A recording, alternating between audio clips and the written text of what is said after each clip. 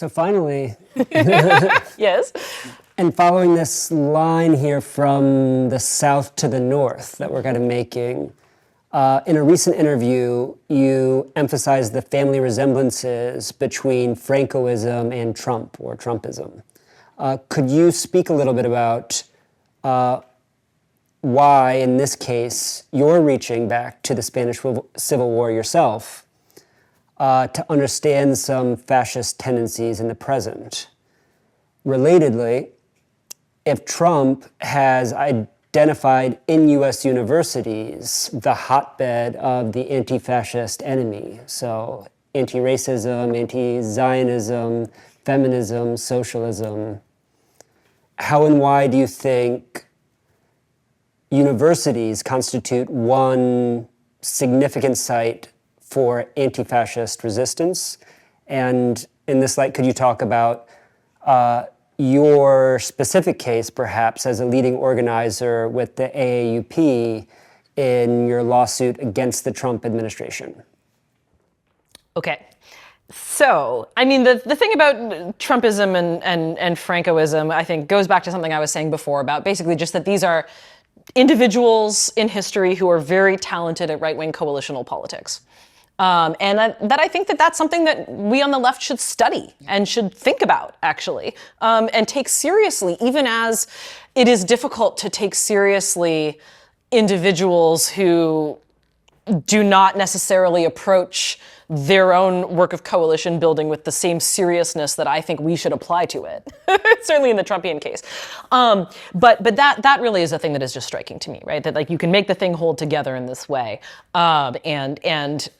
is there something to derive from looking at that phenomenon if you take out, can that kind of unity cohere absent reactionary nationalism, absent the kind of visceral pleasure of, the sort of sadistic, like, torment of the work of social exclusion, the, like, violence against immigrants, against people of color, against other marginalized sectors, whatever. Like, there is clearly a frisson of pleasure that the sort of hard MAGA base, like, gets off on with all this stuff. So, like, is that the thing that makes it all hold together?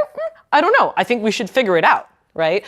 Because if we were going to try to do that kind of, to hold together coalitions that, in which the left can actually participate meaningfully and not simply be taken for granted / brought along for the ride / jettisoned at the first opportunity by the liberals who then actually just want to make nice with the far right. Then I think it's worth figuring out, like, what is it that allows for these particular kinds of formations to have their, to maintain their unity in the way that they do.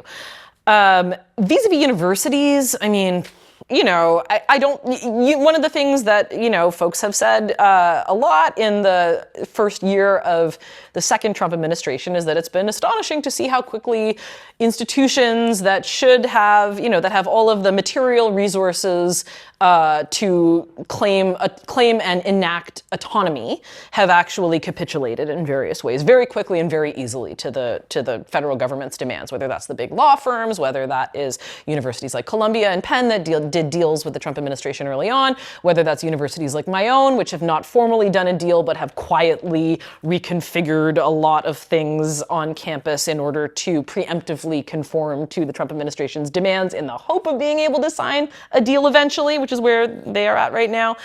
So I don't think universities themselves are sites or are necessarily anti-fascist formations. Universities are like big hospital industrials, certainly in the contemporary United States, like these are big landowners, these are big political operatives, these are hospital managers, these are any number of things that are not, gentle humanists sitting around writing anti-fascist tracts. Like, there are some of us in those universities who do that, but we're not the majority, we're not the mainstream.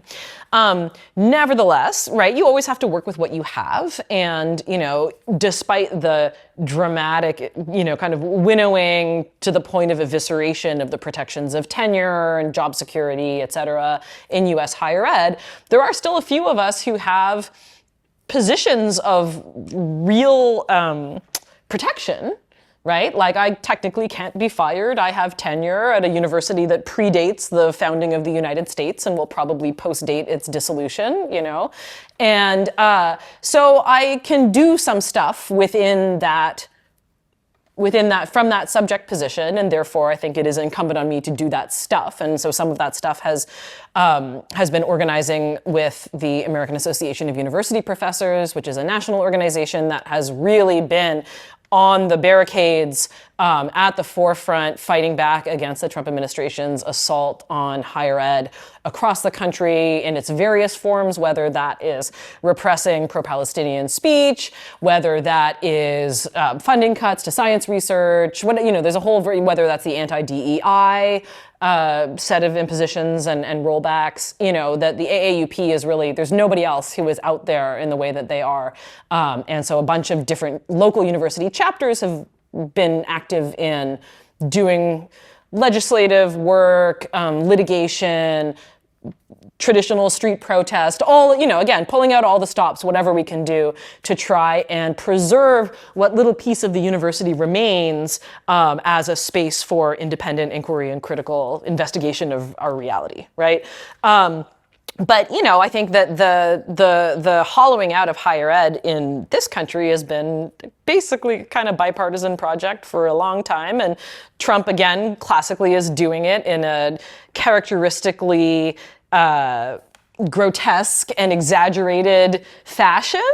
But we can see the roots of this go back decades. And, if you think about the sort of like tradition of anti-intellectualism in US conservative thought back to the 19th century. So, is this new or not new? I don't know. I think authoritarians hate universities because they are places where we're supposed to be allowed to think, and they don't want that.